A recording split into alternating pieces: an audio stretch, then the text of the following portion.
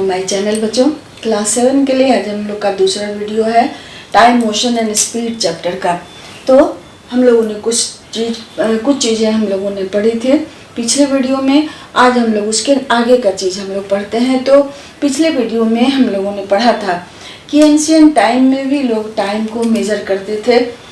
एक थ्योरी उन्होंने बनाया या एक कॉन्सेप्ट लिया, प्रिंसिपल लिया, उसके आधार पर उन्होंने sundial, sand glass, water clock, candle clock, इन चीज़ों को, इन टाइम मेजरिंग डिवाइसेज को बनाया, जिसे हम लोगों ने नाम दिया वो पीरियोडिक इवेंट। जो इवेंट एक डेफिनिट टाइम इंटरवल के बाद रिपीट होता है। अब देखिए, अब आज के वीडियो में हम लोग पढ़ेंगे पेंडुलम क्लॉक के बारे में और कौन कौन बहुत सारा डिवाइस है हमारे पास टाइम मेजरमेंट के लिए। तो जैसे pendulum clock, balance wheel, quartz watch, atomic clock, digital watches अभी हम लोग यूज करते हैं, स्मार्ट वॉचेज यूज करते हैं। तो so many kinds of watches are there. तो आज हम लोग पढ़ेंगे पेंडुलम के बारे में डिटेल में। तो अब देखिए, पेंडुलम किसने बनाया था? एक साइंटिस्ट थे गैलीलियो, जिनका नाम आप लोगों ने सुना होगा। मैथमेटिशियन और साइंटिस्ट थे, ग्रेट। तो एक बार वो चर्च में थे। जब उन्हें किसी फंक्शन में अटेंड करना था तो वहाँ उन्होंने क्या देखा, एक लैंप सीलिंग से लटका हुआ है और वो लैंप स्विंग कर रहा है, इस तरह से झूल रहा है। तो सब लोग अपने फंक्शन में बिजी थे, लेकिन गैलीलियो उस लैंप को देख रहे थे और उन्होंने उस लैंप को देखते देखते यह अंदाज़ा लगाया कि यह लैंप जो है एक निश्चित टाइम इंटरवल के बाद, डेफिनिट टाइम इंटरवल के बाद अपने मोशन को रिपीट कर रहा है। और इसी आधार पर अब वो एक्सपेरिमेंट करने लगे, ऑब्जर्वेशन करने लगे और उसके बाद उन्होंने पेंडुलम बनाया। तो बच्चों, अब हम लोग देखते हैं पेंडुलम क्या है। वो मैं दिखाती हूँ आपको करके भी, और पेंडुलम भी दिखाती हूँ कि एक सिंपल पेंडुलम कैसा होता है, कैसे हम लोग बनाते हैं, उसका यूज कैसे करते हैं। तो इन सारी बातों को अब हम देखते हैं, ठीक है।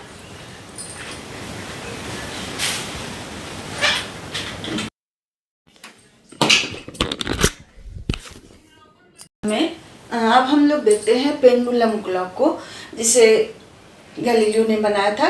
देखिए, ये जो छोटा सा मेटल बॉल है, मेटल बॉल, इसे हम लोग कहते हैं बॉब। ये आपका हो गया मेटल बॉल, जिसको हम लोग कहते हैं बॉब। तो ये एक मेटल बॉल है, इसको हम लोग, यहाँ एक हुक लगा हुआ है, इस हुक से हम इसे धागा से बांध देते हैं। अब ये हमारा पेंडुलम तैयार हो गया, जिसे हम लोग सिंपल पेंडुलम कहते हैं। इसका डायग्राम मैं बनाती हूँ यहाँ। पेंडुलम, पेंडुलम, ये बॉब हो गया आपका, ये बॉब हुआ, इसको हम लोग बॉब कहते हैं।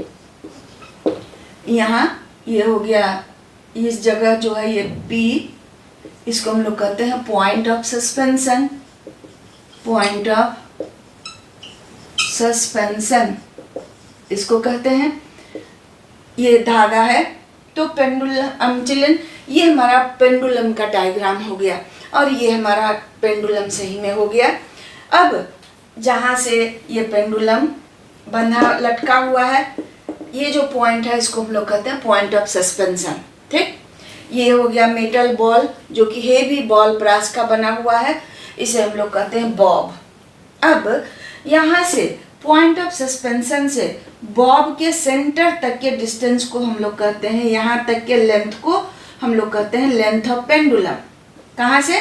पॉइंट ऑफ सस्पेंशन से बॉब के सेंटर तक के लेंथ को हम लोग कहते हैं लेंथ ऑफ पेंडुलम, या इसे आप पढ़िएगा आगे चल के इफेक्टिव लेंथ ऑफ पेंडुलम भी कहा जाता है। ये लेंथ ऑफ पेंडुलम हो गया।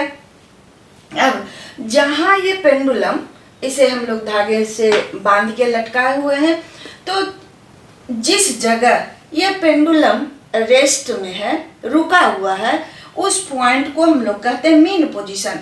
तो मान लीजिए O इसका मीन पोजीशन हो गया, द पॉइंट और the place where the pendulum rest, जहाँ रुका रहता है उसको हम लोग कहते हैं मीन पोजीशन कहते हैं पेंडुलम का। अब क्या कीजिएगा, पेंडुलम लटका हुआ है, अब इसको किसी एक ओर हम ले जाके छोड़ दिए, यहाँ तक लाए और इस तरह से हम इसको छोड़ दिए।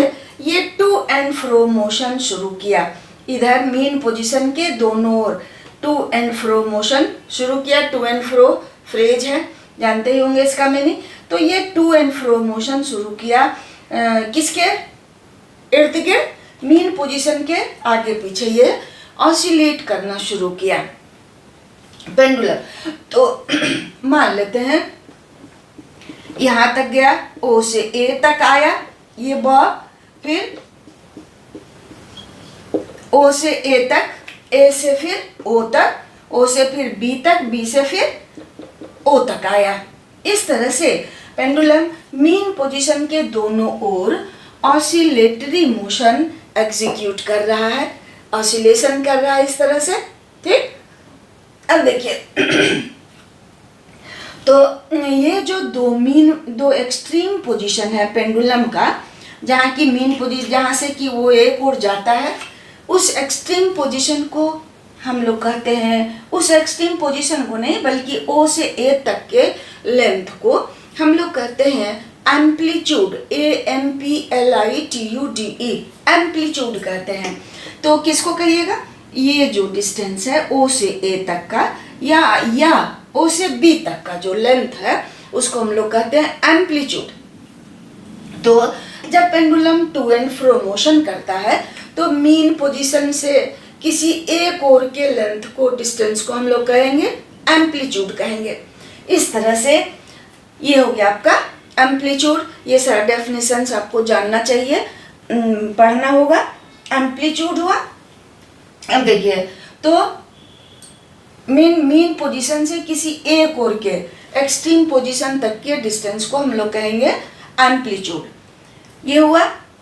उसके बाद लेंथ ऑफ पेंडुलम आपने पढ़ लिया। अब देखिए जब पेंडुलम ऑसिलेट कर रहा है तो मेन पोजीशन से one of the extreme position पर गया, फिर मेन पोजीशन पर आया, फिर दूसरे एक्सट्रीम पोजीशन पर आया और फिर मेन पोजीशन पर आया। तो हम क्या कहेंगे, the pendulum has completed one oscillation. Pendulum कितना ऑसिलेशन कंप्लीट किया है, वन ऑसिलेशन पेंडुलम कंप्लीट किया। तो one complete to and fro motion of pendulum is called one oscillation, ठीक। अब वन ऑसिलेशन में लगे टाइम को हम लोग कहते हैं time period.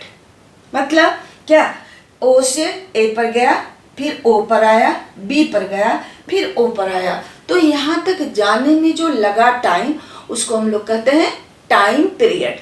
Okay children, time period को हम लोग ऑब्वियसली सेकेंड में मेजर करेंगे। और दूसरा उसके बाद हुआ एक और टर्म है जिसको हम लोग कहते हैं फ्रीक्वेंसी। तो number of oscillations completed by pendulum in 1 second को आप कहिएगा फ्रीक्वेंसी। फ्रीक्वेंसी क्या हो गया, number of oscillations completed by pendulum in 1 second, इसको हम लोग कहेंगे फ्रीक्वेंसी।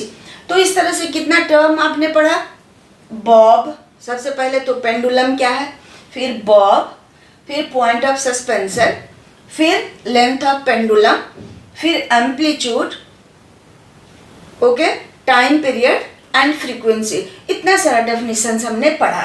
तो अब हम लोग उसको लिख लेते हैं। बच्चों जो लोग देख रहे हो, आपके लिए मुझे लगता है ये आरामदेह होगा कि अगर आप देखो और इन सारी चीज़ों को आप नोट कर लो, तो आपके लेवल का हर टॉपिक इसमें आ जाएगा इस वीडियो में, और आपके लिए आरामदेह होगा, कंफर्टेबल होगा, और आप आराम से अपने टॉपिक को कवर कर लीजिएगा।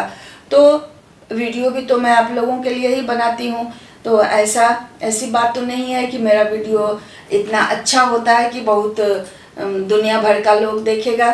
तो जो लोग हमें जानते हैं, मुझे जानते हैं, उन्हीं लोगों के लिए मैं बनाती भी हूँ, यही सोच के कि और कौन देखता है तो देखिए और नोट कर लीजिए ताकि आपको पढ़ने में आसान हो, आपका टॉपिक आसान हो जाए। आप तो ऐसे क्लास में भी पढ़ते ही हैं, खुद से भी पढ़ते हैं, लेकिन फिर भी एक बार देखिए तो अच्छा होगा।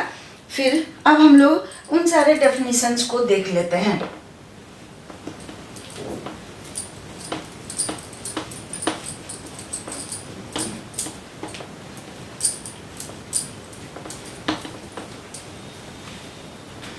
पहले हम लोग देखेंगे बॉब का डेफिनेशन, सॉरी पेंडुलम।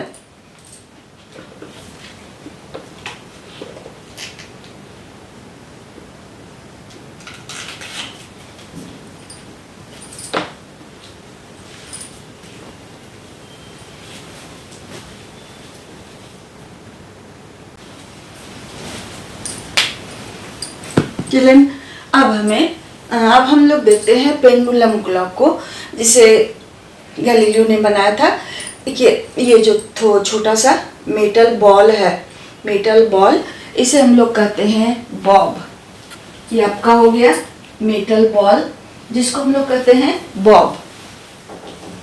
तो ये एक मेटल बॉल है, इसको हम लोग, यहाँ एक हुक लगा हुआ है, इस हुक से हम इसे धागा से बांध देते हैं। अब ये हमारा पेंडुलम तैयार हो गया, जिसे हम लोग सिंपल पेंडुलम कहते हैं। इसका डायग्राम मैं बनाती हूँ यहाँ। पेंडुलम, पेंडुलम, ये बॉब हो गया आपका, ये बॉब हुआ, इसको हम लोग बॉब कहते हैं। यहाँ ये हो गया, इस जगह जो है ये P, इसको हम लोग कहते हैं point of suspension, point of suspension इसको कहते हैं। ये धागा है। तो पेंडुलम, चिल्ड्रन, ये हमारा पेंडुलम का डायग्राम हो गया और ये हमारा पेंडुलम सही में हो गया। अब जहाँ से ये पेंडुलम बंधा लटका हुआ है, ये जो पॉइंट है इसको हम लोग कहते हैं पॉइंट ऑफ सस्पेंशन। ठीक, ये हो गया मेटल बॉल, जो कि हेवी बॉल ब्रास का बना हुआ है, इसे हम लोग कहते हैं बॉब।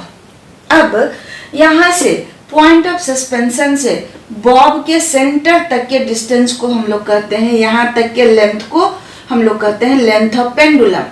कहाँ से? पॉइंट ऑफ सस्पेंशन से बॉब के सेंटर तक के लेंथ को हम लोग कहते हैं लेंथ ऑफ पेंडुलम, या इसे आप पढ़िएगा आगे चल के इफेक्टिव लेंथ ऑफ पेंडुलम भी कहा जाता है। ये लेंथ ऑफ पेंडुलम हो गया। अब जहां ये पेंडुलम, इसे हम लोग धागे से बांध के लटकाए हुए हैं, तो जिस जगह ये पेंडुलम रेस्ट में है, रुका हुआ है, उस पॉइंट को हम लोग कहते हैं मीन पोजीशन। तो मान लीजिए O इसका मीन पोजीशन हो गया, द पॉइंट और the place where the pendulum rest, जहाँ रुका रहता है, उसको हम लोग कहते हैं मीन पोजीशन कहते हैं पेंडुलम का। अब क्या कीजिएगा, पेंडुलम लटका हुआ है, अब इसको किसी एक ओर हम ले जाके छोड़ दिए, यहाँ तक लाए और इस तरह से हम इसको छोड़ दिए। ये टू एंड फ्रो मोशन शुरू किया, इधर मीन पोजीशन के दोनों ओर टू एंड फ्रो मोशन शुरू किया। टू एंड फ्रो फ्रेज है, जानते ही होंगे इसका मीनिंग। तो ये टू एंड फ्रो मोशन शुरू किया किसके इर्द गिर्द, मीन पोजीशन के आगे पीछे ये ऑसिलेट करना शुरू किया पेंडुलम। तो मान लेते हैं यहां तक गया, O से A तक आया ये बॉब, फिर O से A तक, A से फिर O तक, O से फिर B तक, B से फिर O तक आया। इस तरह से पेंडुलम मीन पोजीशन के दोनों ओर ऑसिलेटरी मोशन एग्जीक्यूट कर रहा है, ऑसिलेशन कर रहा है इस तरह से। ठीक, अब देखिए तो ये जो दो एक्सट्रीम पोजीशन है पेंडुलम का, जहाँ की मीन पोजीशन, जहाँ से कि वो एक ओर जाता है, उस एक्सट्रीम पोजीशन को हम लोग कहते हैं, उस एक्सट्रीम पोजीशन को नहीं बल्कि O से A तक के लेंथ को हम लोग कहते हैं एम्पलीट्यूड, AMPLITUDE, एम्पलीट्यूड कहते हैं। तो किसको कहिएगा, ये जो डिस्टेंस है O से A तक का, या O से B तक का जो लेंथ है, उसको हम लोग कहते हैं एम्पलीट्यूड। तो जब pendulum to and fro motion करता है तो मीन पोजीशन से किसी एक ओर के लेंथ को, डिस्टेंस को हम लोग कहेंगे एम्पलीट्यूड कहेंगे। इस तरह से ये हो गया आपका एम्पलीट्यूड। ये सारा डेफिनेशंस आपको जानना चाहिए, पढ़ना होगा। एम्पलीट्यूड हुआ, अब देखिए, तो मीन पोजीशन से किसी एक ओर के एक्सट्रीम पोजीशन तक के डिस्टेंस को हम लोग कहेंगे एम्पलीट्यूड। ये हुआ। उसके बाद लेंथ ऑफ पेंडुलम आपने पढ़ लिया। अब देखिए, जब पेंडुलम ऑसिलेट कर रहा है तो मेन पोजीशन से one of the extreme position पर गया, फिर मेन पोजीशन पर आया, फिर दूसरे एक्सट्रीम पोजीशन पर आया और फिर मेन पोजीशन पर आया। तो हम क्या कहेंगे? The pendulum has completed one oscillation. Pendulum कितना ऑसिलेशन कंप्लीट किया है? वन ऑसिलेशन पेंडुलम कंप्लीट किया। तो one complete to and fro motion of pendulum is called one oscillation.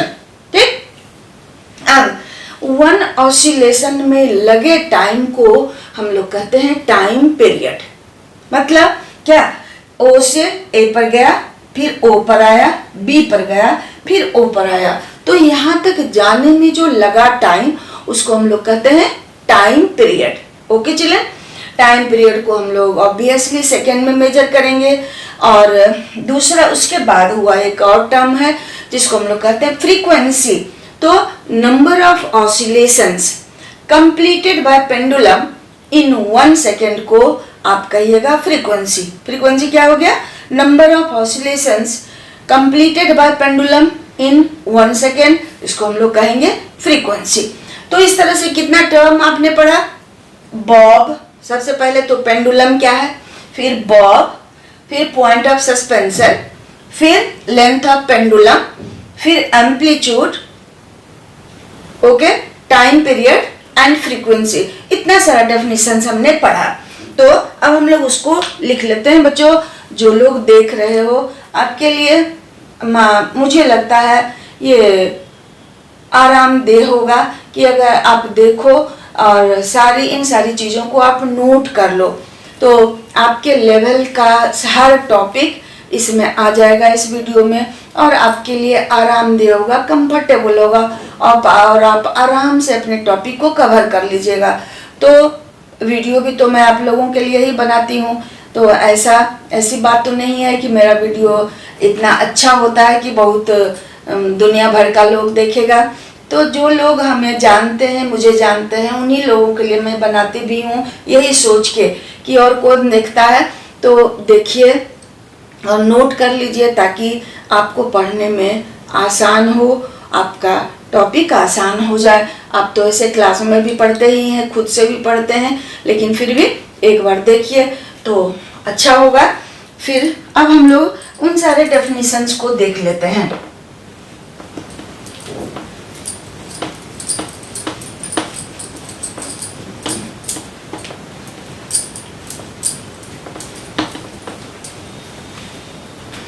पहले हम लोग देखेंगे बॉब का डेफिनेशन, सॉरी पेंडुलम।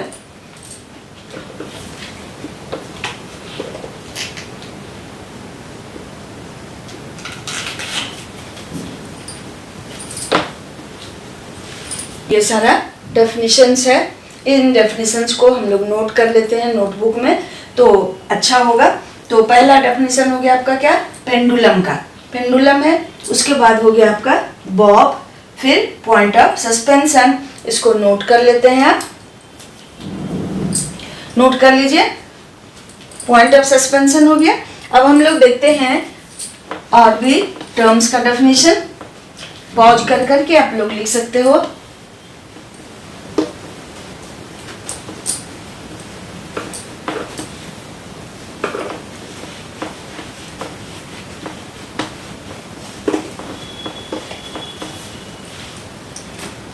उसके बाद हो गया आपका मीन पोजीशन।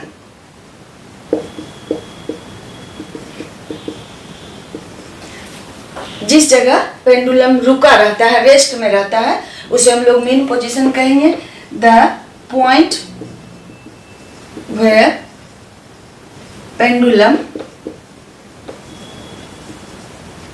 रेस्ट। ये हो गया मीन पोजीशन। उसके बाद length of pendulum, length of pendulum, the length between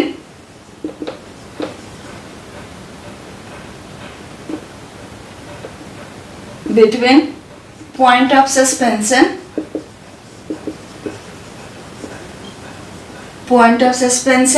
and center of bob।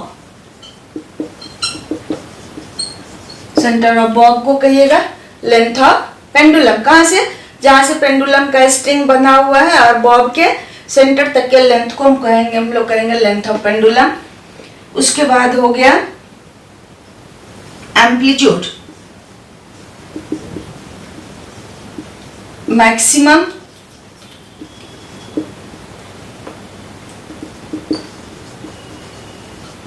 Displacement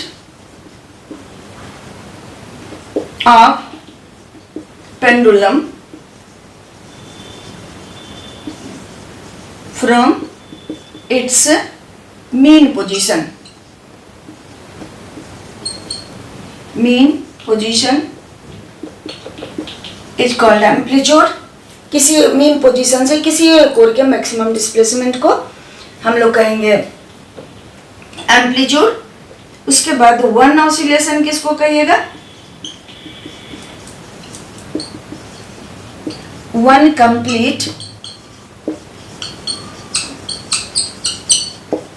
complete to and fro motion about the mean position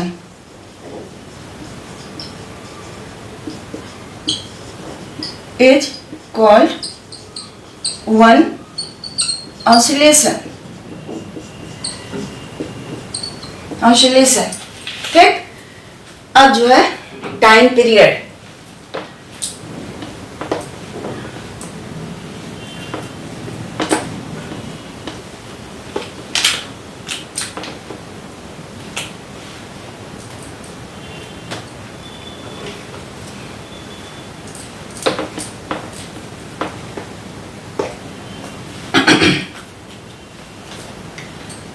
time period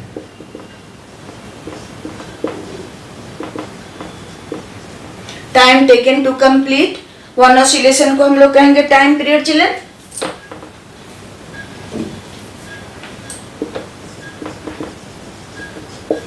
time taken to complete one oscillation, time taken by pendulum कहिए तो that will be better. Time taken by pendulum to complete one oscillation is called time period। Time period इसका symbol होता है capital T. Time period को कभी भी small T से नहीं लिखिएगा। as a unit of time period is second है ये।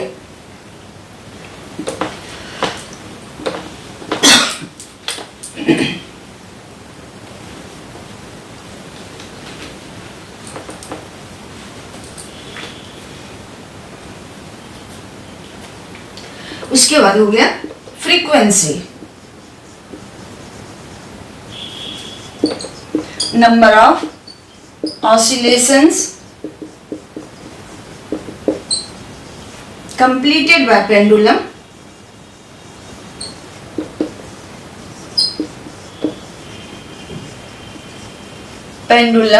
in 1 second. 1 second is called frequency। Frequency. Children ये हो गया आपका सारा डेफिनेशन पेंडुलम से रिलेटेड। अब फ्रीक्वेंसी को सिंबल ऑफ फ्रीक्वेंसी हो गया एफ, या हम लोग एन से भी, स्मॉल एन से भी रिप्रेजेंट करते हैं। ठीक है, एफ या स्मॉल एन से हम लोग फ्रीक्वेंसी को रिप्रेजेंट करते हैं। अब हम लोग देखते हैं बच्चों, इतना तो डेफिनेशन आपने देख लिया, मुझे विश्वास है समझ भी गए होंगे आप लोग। अब हम लोग देखते हैं टाइम पीरियड और फ्रीक्वेंसी में एक रिलेशन है।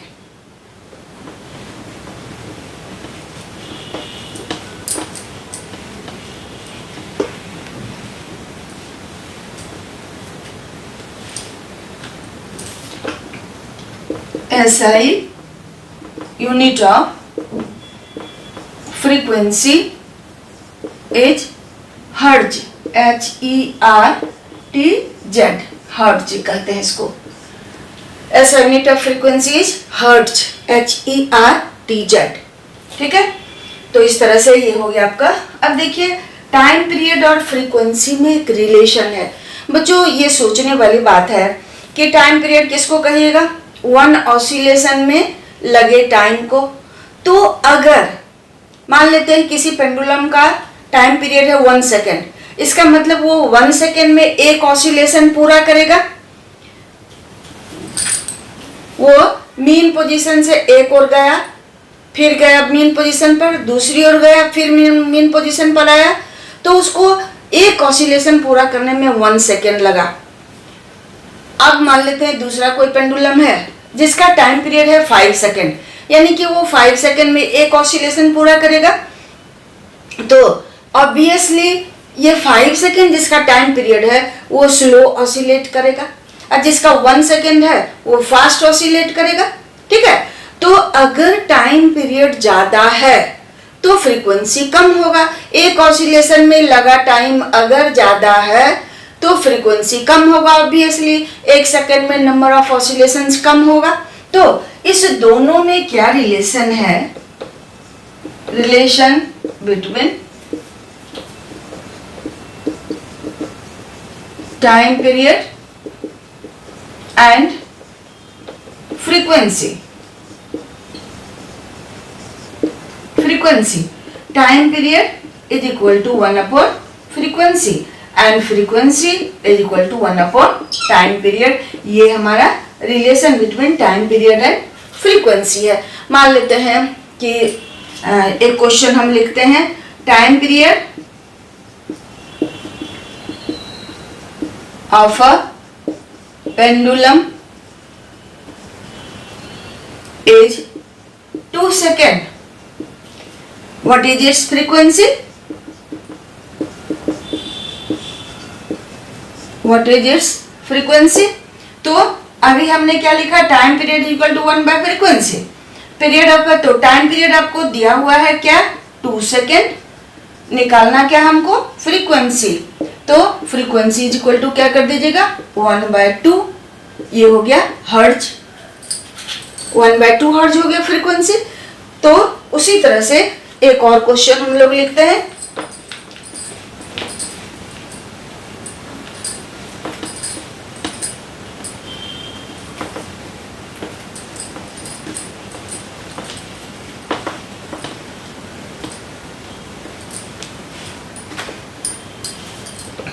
क्वेश्चन है, a pendulum completes 100 oscillations in 50 seconds. What is its